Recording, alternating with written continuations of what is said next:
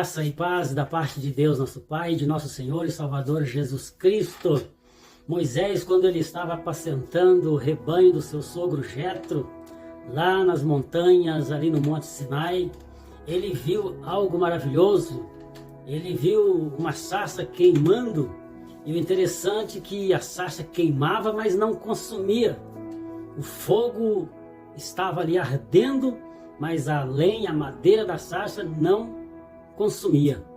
E quando ele foi se aproximar, ele ouviu uma voz saindo daquele fogo dizendo: Moisés, tira a sandália dos teus pés, porque santo é o lugar em que você está pisando. Nós vemos que Moisés ficou ali todo assombrado, mas aí de repente Deus fala para ele: eu desci para livrar o povo de Israel, porque o seu clamor tem chegado aos meus ouvidos. E Moisés relutou ali para poder ver se ele escapava da missão que Deus estava dando para ele. E ele disse: tá bom, depois de tudo que eles conversaram, os sinais que Deus mostrou para ele descer lá para falar com o faraó. Mas o que eu vou falar para eles? Quem me enviou? Quando o faraó perguntar, Deus disse para ele: diga para ele que o eu sou te enviou.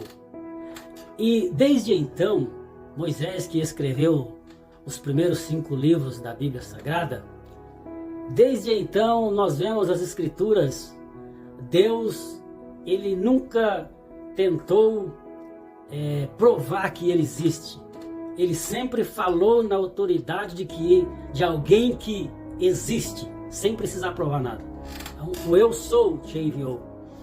E vemos que a Bíblia foi escrita em torno de 1600 anos, levou para ser escrita toda a Bíblia.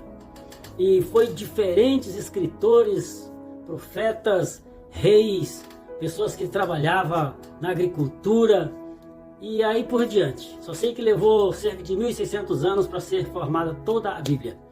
E o mais interessante é que ela é uma conexão de Gênesis a Apocalipse. A Escritura tem uma conexão maravilhosa. Porque de Gênesis a Apocalipse, nós vemos um fio de sangue que corre do princípio até o fim.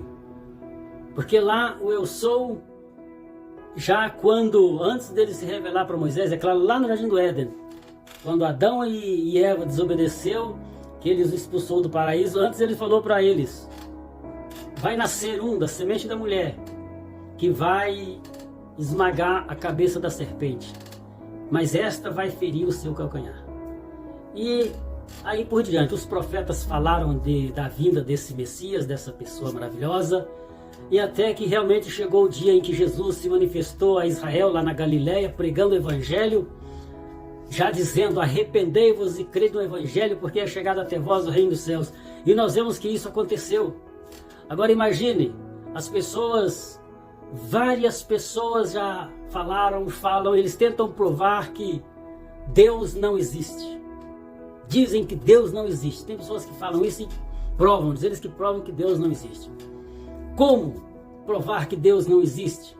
Um livro que levou 1600 anos para ser escrito, escritores diferentes durante todo esse tempo, mas o objetivo da mensagem bíblica é só uma, do começo ao fim. Como duvidar? Isso aí já é suficiente. Agora imagine criar a Terra, os mares, os planetas do sistema solar que giram tudo certinho.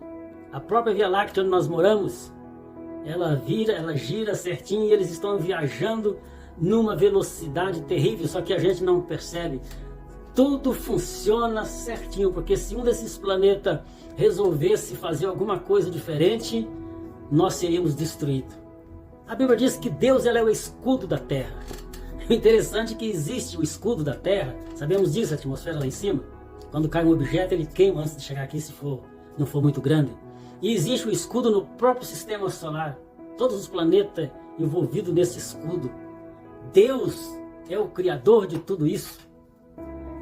Deus criou os céus e a terra, criou todas as galáxias, formou o universo. E como ele criou o universo, ele não está dentro do universo, ele não está dentro do tempo, ele está fora. De lá de fora ele olha para o universo que ele criou. Só que é interessante que ele está lá e está aqui, porque a Bíblia diz que Deus ele é onipresente. Ele está presente em todos os lugares ao mesmo tempo. É difícil de compreender e de crer. Para quem tem fé, é motivo de ficar maravilhado. Porque do micro ao macro, nós vemos esse Deus poderoso, maravilhoso, que formou tudo isso. E o mais interessante, que eu fico maravilhado, é saber que esse Deus, Ele me ama. Ele ama você. E Ele provou seu amor por mim e por você, porque Jesus Cristo morreu na cruz do Calvário por mim e por você, sendo nós ainda pecadores. Ela vai dizer, não, mas eu não tinha nascido, não tinha nada a ver com o que aconteceu lá no passado. A Bíblia diz que o Cordeiro de Deus ele foi morto antes da fundação do mundo. Deus já tinha formado esse conselho ao criar a terra, ao formar o homem e a mulher, a povoar a terra. Deus já tinha esse plano.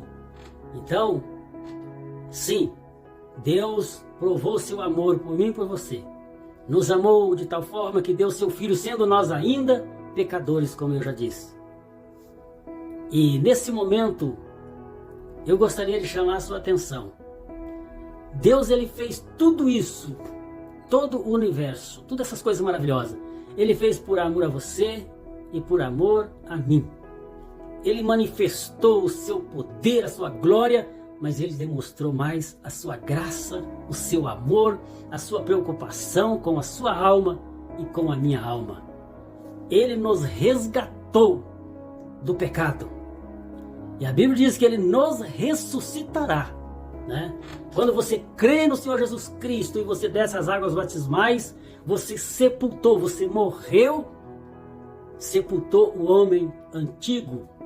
E quando levanta-se de novo, você ressuscitou para ser uma nova criatura em Cristo Jesus. Por isso eu digo para você, humilhe o teu coração, peça perdão a Deus dos seus pecados em nome do Senhor Jesus Cristo, arrependido, coração sincero, e você terá seu nome escrito no livro da vida, e esse Rei do Universo estará cuidando de você, porque você se tornará filho de Deus. Em Cristo Jesus, nós somos filhos de Deus, somos herdeiros de Deus em Cristo Jesus.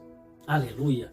Então, nós temos essa oportunidade maravilhosa de ter o privilégio de ter o nome escrito no livro da vida do Cordeiro.